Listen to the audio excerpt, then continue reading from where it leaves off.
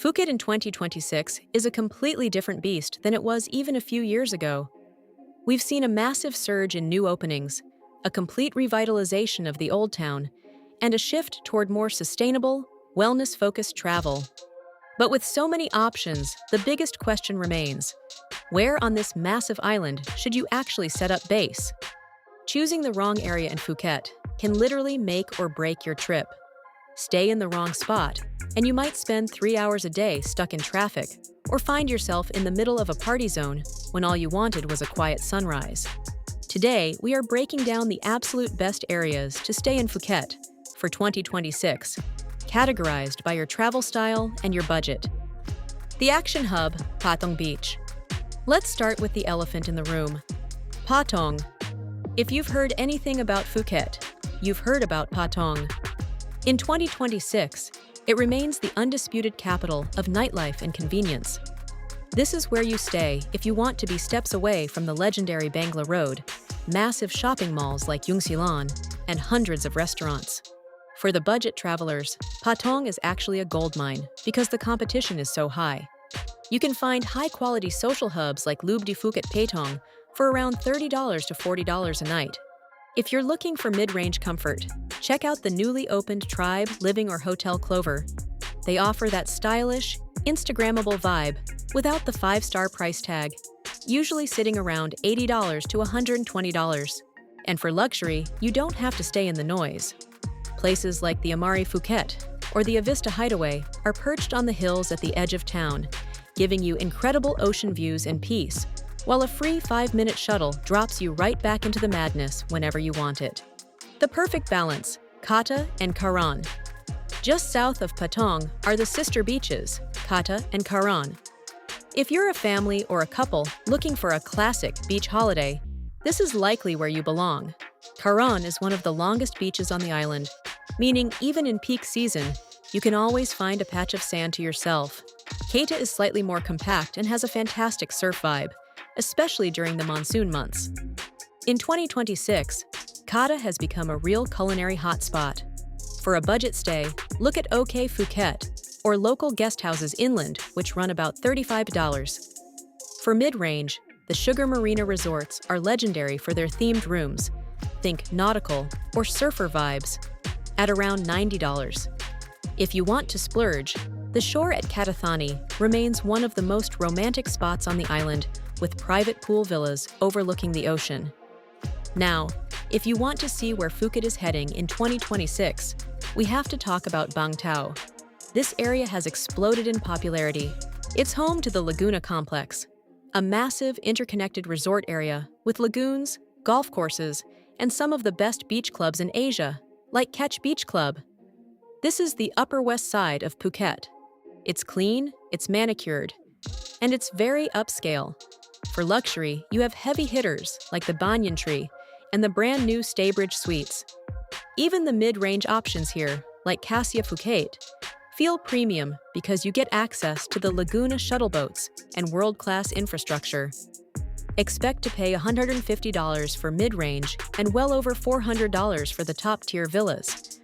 Before we move on to the hidden gems and the cultural heart of the island, I want to make sure you have everything you need to actually plan this. Make sure to check the description below, because I've put together a complete list of links to every hotel and area mentioned today. Even better, I've included a link to my completely free travel planner. It covers logistics, transport tips, and a day-by-day breakdown to help you navigate Phuket like a local. And yes, it's 100% free, so go grab that now before you keep watching. The cultural soul, Phuket Old Town. For years, people ignored the town and went straight to the beach. In 2026, that is a huge mistake. Phuket Old Town is currently the trendiest place on the island. Think pastel-colored Sino-Portuguese architecture, world-class coffee shops, and the famous Sunday walking street market. It's the best place for budget and mid-range travelers who value culture over being right on the sand. You can stay at the iconic memory at Anon Hotel. Yes, the one from the movie The Beach, which has been beautifully restored. Rooms here are incredibly affordable, often under $70. You're also surrounded by the best food on the island. The catch? You'll need to take a 30-minute grab or a blue bus to get to the beach. The quiet escapes, Kamala and Rawai. If you're looking to escape the tourist feel, 2026 has two distinct options. First is Kamala. It's located just north of Patong, but feels a world away. It's become the go-to for slow travel and families with small children. It's also where the high-end Millionaire's Mile is located. You can find great value at the Kamala for a bird's nest villa experience, or stay at the mid-range Sunwing if you have kids who need 24/7 pool access. Then there is Rawai at the far southern tip. Rawai isn't a swimming beach, it's a working pier and a community. This is where the digital nomads and long-term expats live. It's the best place for budget villas. You can often rent a private 2-bedroom pool villa in Rawai for the same price as a standard hotel room in Patong. It's home to the best seafood market on the island and is just a 5-minute scooter ride from Nai Harn Beach, which many locals consider the most beautiful beach in Phuket. The 2026 newcomers, Khao and Cape Panwa. Finally, for those who want new Phuket, look north to Khao.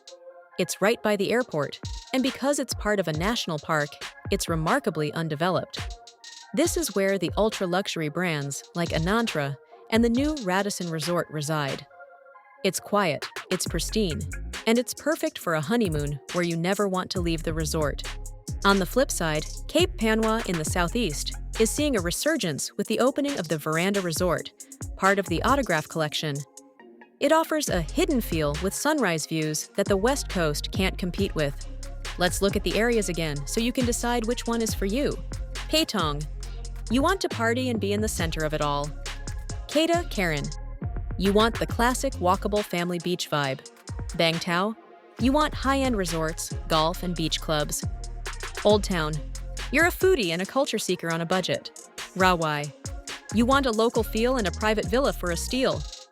Khao. You want total seclusion and luxury. Phuket is a massive island, and your experience will change completely depending on which of these micro-destinations you choose.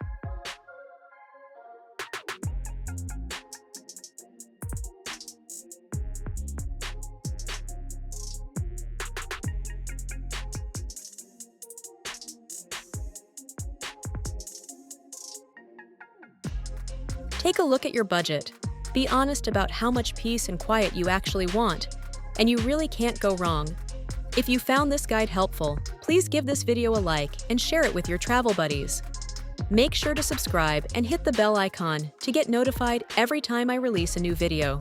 We've got a lot more Thailand content coming your way for 2026, and you won't want to miss it. Safe travels, and I'll see you in Phuket!